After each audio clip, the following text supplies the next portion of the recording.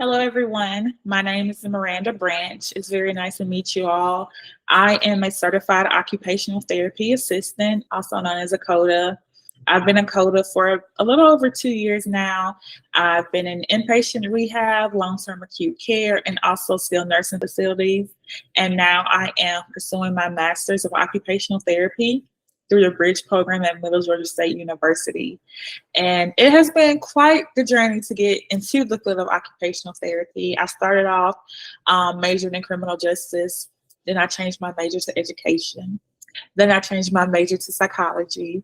And then I changed my major to nursing. I was one class away from applying to the nursing program when I came to the realization of I don't want to be a nurse. It is an amazing field, but I just felt it wasn't for me. It wasn't something I wanted to do long term.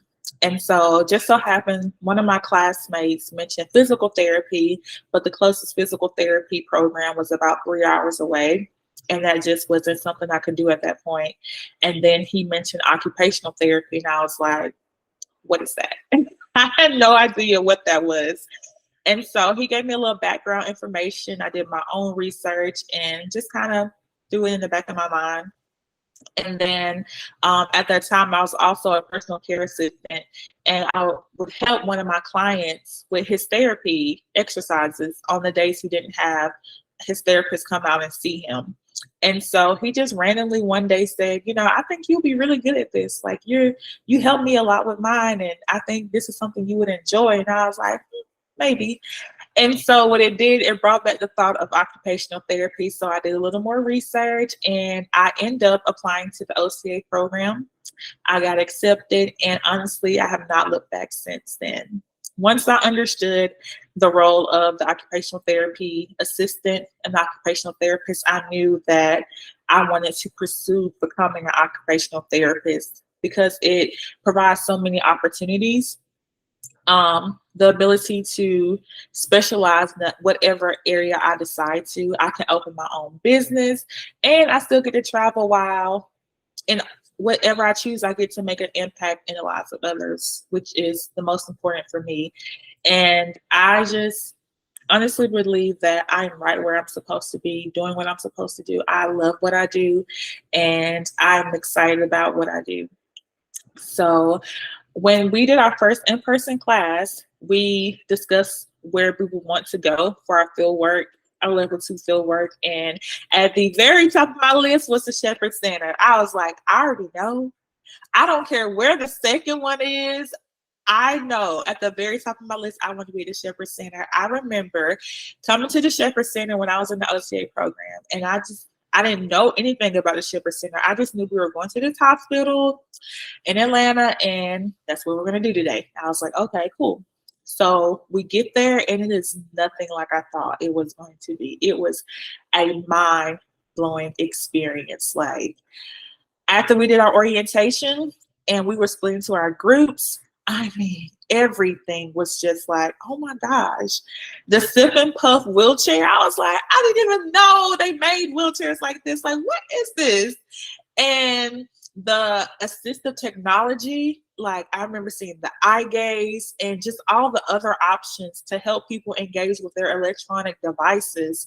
Like, what? And then we got to see how to make splints, but the icing on top of the cake, the best part of it all was to hear the experience from the patients, to hear how being at the Shepherd Center and having these amazing people help them rebuild their lives and get their lives back was just like, wow, this is amazing. Like, this is where I want to be. I want to be a part of a community like this that is truly impacting the lives of others.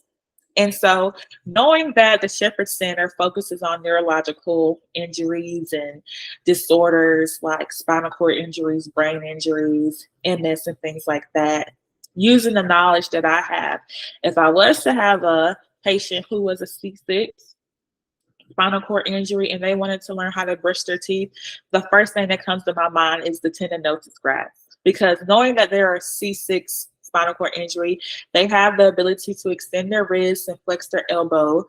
And so with the tendinosis grafts, it would enable them to be able to hold a toothbrush. Now, granted, with the tendinosus grafts, when your wrist is flexed, your fingers are extended. So as they extend their wrist, their fingers are naturally going to flex. So in that position, this position like this, they are in position to hold a toothbrush, but we might have to incorporate like a foam built up handle in order to compensate for the extra space. But being in this position using the tendinosus grafts, it would enable them to hold the toothbrush and be able to brush their teeth. So most of my experience is in the inpatient setting, and the main area of occupation that occupational therapists focus on is ADLs. The patient's ability to dress themselves, to bathe themselves, to brush their teeth, to feed themselves, to go to the bathroom, use the toilet, get off the toilet, and things like that. That is the main area of occupation in the inpatient setting. And for the outpatient setting, you're more so focused on enhancing skills and further maximizing what they already have. So your main areas of occupation are a lot of IADL, so work participation, community, mobility and participation, home management, things like that. And so because they are at a higher level and they're more stable, you get to focus on more so of those other activities for them to have an improved quality of life. So when I was a new grad, I had so much knowledge and I just wanted to use it. And my supervisor pulled me to the side and told me that I needed to work on my documentation. She was very nice about it. Her feedback was very much so constructive, and she presented it in a way that I could understand. And so the issue was that I was putting too much into my documentation. Like it was a lot to it's like you have to pick through so many things to find what you actually need. And so for me, I asked her like, what tips do you have for me in order to, be more specific? And then along with having tips from her, I went back and I looked back at my notes. I got my documentation book and, refresh myself and was able to be more specific in my documentation to include, the necessary things so that when other people are reading what I put down, they don't have to search for it and they can just find the information that they need. So after that, I haven't had any problems with my documentation. So she's pleased and I'm pleased. So it's really good. But for my fieldwork educator, I would appreciate my fieldwork educator being direct with me, just letting me know, like, this is the problem. Like, let me know, be clear with me, and also create an environment for it to be a learning experience so that I'm a hands-on learner. I like to see it, do it, put my hands on it, experience it for myself. So in creating a learning experience and being direct with me, I would be better prepared to, address the situation better on the next time or a similar situation. So being in the therapy world, it is inevitable that you're going to be working with somebody at some point. You have to collaborate. It just goes with the job. But I enjoy that aspect of, working in a team. When I'm at the LTAC, I frequently work together with physical therapy because there's a lot of high complex patients and patients of high complexity. And so we do a lot of co-treats. And one scenario is me and the PTA were in the ICU. We had a patient together that for OT had a goal of sitting on the edge of bed for 10 minutes and participating in face washing with, I think it was supervision or something like that. And PT had their goals. So we made a plan. We understood what was going on with the patient. So we went in. We got the patient to the edge of the bed. They were dependent. They were about max assist to maintain that static sitting balance. So I provided the trunk stability while the PT did their leg exercises and all the things that they needed to do. And then we switched positions, and the PT provided that trunk stability while I did range of motion with the patient's upper extremities and assisted them with washing their face and brushing their hair. And in the midst of all that, we're still working on sitting balance and activity tolerance. So it's actually a pretty awesome thing because we get to put in a little bit of everything so that the patient gets the most benefit out of it. And when I first started at the LTAC, I had the opportunity to collaborate with a respiratory therapist because I was very, very uncomfortable working with patients who were ventilated because I didn't have any experience in it, and it made me scared. It was a scary situation for me because I didn't want to do anything to mess up anything. So she just kind of went over like what I'm looking at when I see the machine and the tubing, and we went through different scenarios, and that provided me with much more comfort, and it boosts my confidence in treating patients with ventilators, which I think in turn benefits the patient because I'm comfortable with what I'm doing. And so that was a really cool collaboration. In my professional development, I am currently working on my productivity. You know, you have a certain amount of patients, and however many patients you have, and the hours, I mean, not the hours, the time that you're supposed to be treating them in comparison to how long you're on the clock, it's supposed to be at a certain point. And I tend to not meet that standard sometimes because I don't like documenting when I have my patient because I like to be involved and engaged and attentive to what they're doing. Even if it's something as simple as a therapeutic exercise. If they're doing the exercise, I'm probably doing the exercise with them.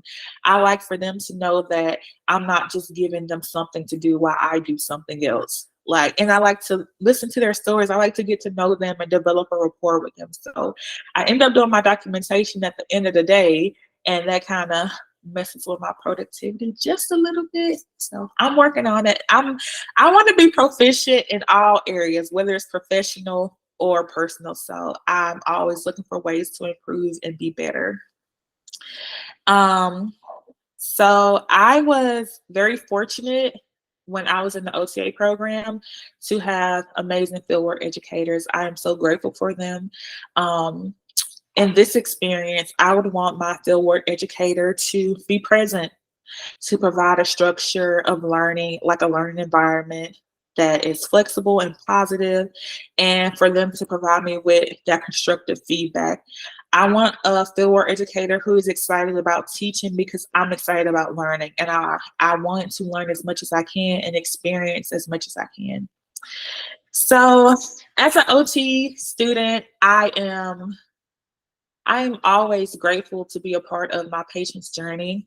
I am passionate about helping others and helping them reach their goals, maximize their independence, and also improve their quality of life. I enjoy being a part of a team. I think it's one of the best parts of being in this field. And we have a common goal, which is helping the patient, getting the patient back to where they need to be. And the Shepherd Center has a goal of rebuilding individuals' lives through independence, dignity, and hope. And I think that is absolutely amazing. And it would be an honor for me personally to be a part of the community at the Shepherd Center. I have been following the Shepherd Center since that day when I was in the OTA program, and to know about all the programs that the Shepherd Center offers and how the innovation and the research is taking place, and how the Shepherd Center is, and the people who make up the Shepherd Center is helping people get their lives back. It's a beautiful thing.